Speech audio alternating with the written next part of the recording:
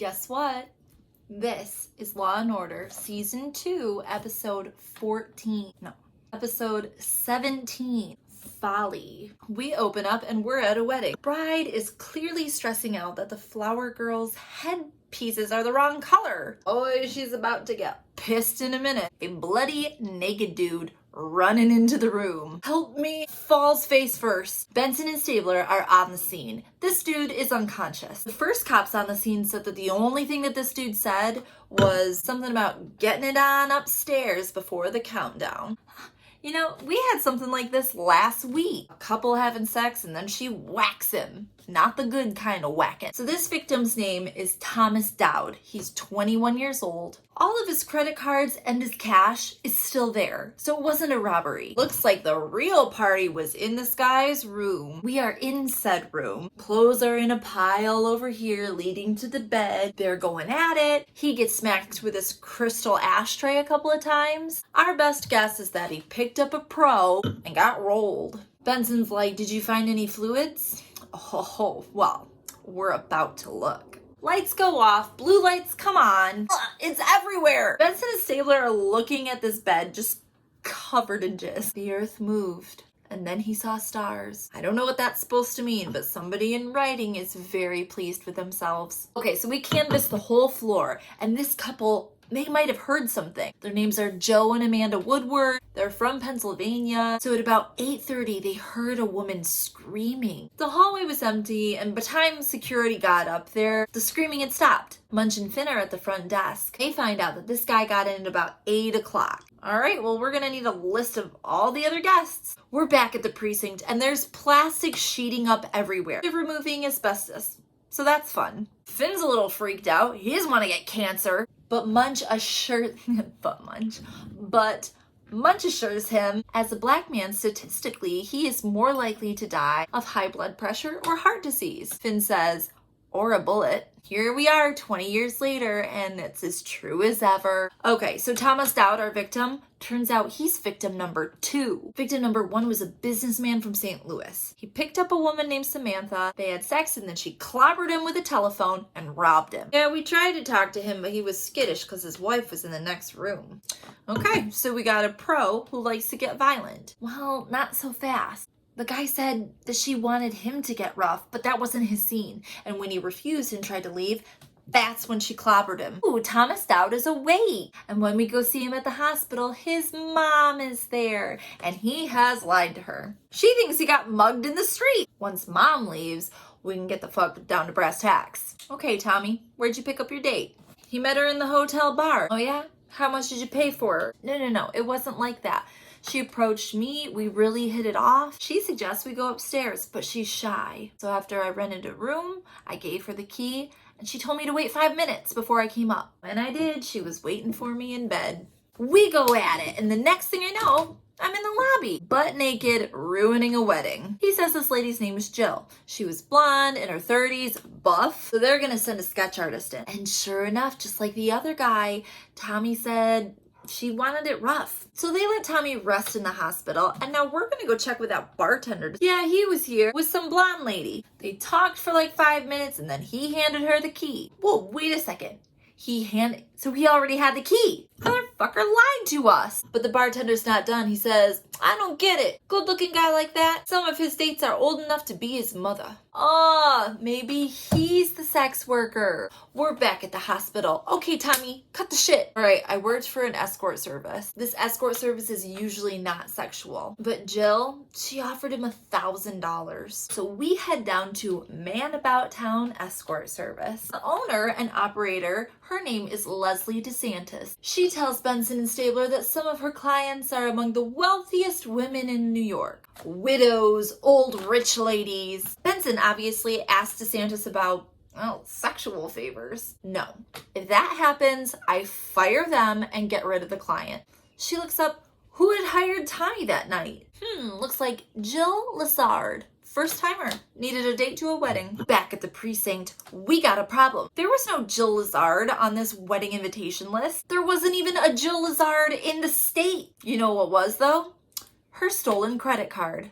So now our perp is racking up identity theft and 2 assaults. Cragen walks in and says, Make that 3. We're at the Beaumont Hotel, and this scene looks very familiar. Bloody telephone, victim out cold. Doesn't look like he's gonna make it. The new victim's name is Victor Ko. He's 26 years old and he has 3 arrests for sex work. So we showed the bartender at this hotel a sketch of Jill, and he says, yeah, that looked like Ko's companion. But who did Victor Ko work for? We talked to Leslie DeSantis and she says, yeah, I fired him 3 months ago. I got some complaints that he was offering his services. He means his dick. For $1,000 a night. I treated him well, and what does he do? He steals my clients. Benson and Stabler are looking at each other like, shit, did she just become a suspect? I think she did. In the meantime, we got some interesting information off of Victor Ko's Palm Pilot. Remember Palm Pilots? Oh, one name sticks out. Mrs. Marshall. Mr. Marshall. Her husband's name was also in the Palm Pilot. Could he have been blackmailing her? We also found a bank statement that said somebody wired him $75,000. So first we're gonna go talk to Mrs. Marshall, and she seems hesitant at first to talk about her relationship with Victor,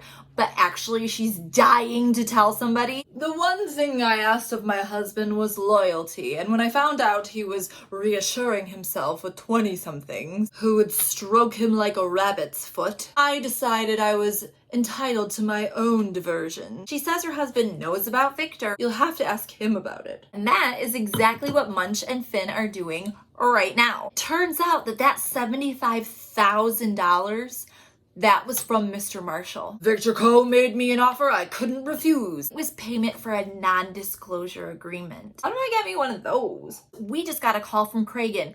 We gotta go get Tommy Dowd. He paid off a $43,000 debt. Munch says, geez, maybe I should become an escort. We all collectively barf at that thought. Finn says, don't quit your day job. We've got Tommy Dowd in an interrogation room. His head's all bandaged up still. All right, Tommy, where'd you get $43,000? Was it blackmail? No, it's not like that. All that money, that was a loan from his boss, Leslie DeSantis. I do favors for her. I didn't mean to. I didn't know until after I agreed to it that that's what she was talking about. He eventually wanted to leave, but she said that she was gonna call in the loan if he did. So he got stuck. So Tommy Dowd dumps Leslie DeSantis, and Victor Ko steals from Leslie DeSantis, and they both end up in the hospital. Interesting. Oh, but this is weird. The lab called and said that there were 2 distinct semen samples on those sheets. And what's more, for Jill to have hit these guys, she would have had to reach up and around with like an extendo arm to hit these guys in the back of the head. That's impossible. It wouldn't cause that wound pattern.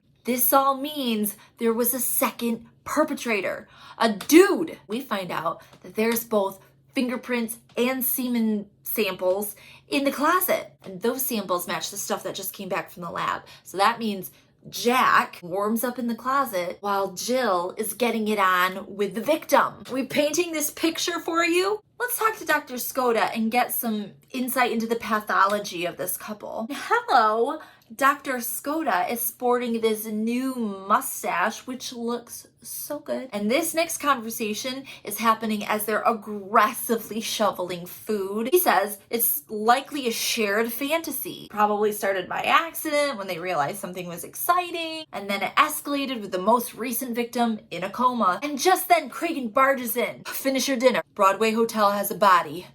Same MO, but this one is dead. We walk into the Stabler Hotel. Walk into the Broadway Hotel. The victim's name is Gregory Moore. He's 21. But hang on, this guy wasn't working as an escort. He did go to City College with Tommy. Maybe that's the link. On the way over to pick Tommy up, Stabler has a very nuanced opinion of sex work. Seems to me like we shouldn't be worrying about who jumps into the sack with who and for how much. Ooh, Stabler, talk more progressive to me. We get Tommy in and he is upset. He says that his boss, Leslie DeSantis, called him. She needed him right away for a last-minute job, but he had to meet with a financial guy. So he calls up his buddy Greg. It was supposed to be an easy job. All signs point to Leslie DeSantis sending these boys out to the slaughter. Cabot says that we don't have enough. If we go in there now, we'll tip her off and we won't get what we need. What if Tommy goes in wearing a wire? That's a great idea. So we jump to a dark car where Benson and Stabler are listening to Tommy in with Leslie DeSantis. In the headphones, you can hear Leslie saying, "What's wrong with you tonight? You're so quiet." Stabler's like, "Say something, Tommy." So Tommy gets all sexy and says, "Greg is dead." Wow. Victor is in a coma. Victor got what he deserved. We got her. And you hear Leslie say, "Enough talk. Come here." Wait, what is this? Is this a wire? They break the door down and there's poor Tommy laying on the floor, covered in spaghetti noodles. This bitch doused him in boiling noodle water. Take her away. Now we're at Rikers Island and we are laying out the facts for Leslie DeSantis. Cabot says, "You set up Tommy. Greg went in his place. That means you are responsible for Greg's death. We're going man one," and she gives up the couple who killed him. Leslie DeSantis is like, "Listen to me. I don't know who the fuck those people are. Check my records. It's a different credit card every single time." Well, we check. And she's right. We're able to trace all 3 of those credit cards, and the one thing that they have in common is they lead back to a powerhouse firm of accountants on 3rd Avenue. We jump to Barnett, Sloan, and Howard, this accounting firm. A man who looks like a very good-natured innkeeper in a Disney movie says that Mr. Sutton deals with these accounts, but he's not in. He went on a date with his wife. This wife? Olivia. Look at this. Oh my gosh. This is the woman from the beginning of the episode. They get a warrant stat and head over to their address. These 2 assholes aren't even trying to hide it. All these stolen credit cards that they were using are just sitting on their nightstand like a bunch of fucking trophies. They run those credit card numbers and one of them was used to book an escort for 7 p.m. That's in 15 minutes. Munch and Finn get to the bar and they show the bartender the picture. "Have you seen this woman here tonight?" "Yeah, she's with that guy over there." And there's this young dude swirling a whiskey, not knowing he's about to get his head bashed in. "Police, what room is she in?" What are you talking about? Come on, you're an escort. You gave her the room key and she said wait 5 minutes, right? This is the luckiest fucking day of your life. Give us the key. Room 526. The whole team heads up. The music is swelling. They draw their guns, swipe the key, and let themselves in. Mrs. Sutton, Darlene, is sitting on the bed. "Is someone there?" Whip open the closet, and there's Mr. Sutton in his baggy-ass boxers. "Jig is up, you perverts! Let's bring him down to the station." So we've got Mr. Sutton in an interrogation room, and he is telling us basically about how Skota was dead on. It started as a fantasy. They both got addicted. "I didn't mean to kill anybody. I just got drawn in." Cragen and Cabot are chilling behind the mirror and they realize something. This is fucked. She is just as guilty as he is, maybe more so, but she's probably gonna get some designer psych defense. She'll sell him out and she'll walk. He'll probably do 25 to life. Zoom into Darlene's face in her interrogation room. And this actress is all like in the throes, Harry Met Sally style. "Gary saving my life was," I can't, no. Blech. She says that Gary saving her life was the biggest aphrodisiac. And then she says, "Can I go home now?" "No, Darlene. You're going to jail." "I can't go to jail." And then she reaches over and ruins Elliot Stabler by grabbing his hand and saying, "You'll protect me, won't you?" Weird. That was Law & Order SVU Season 2, Episode 17.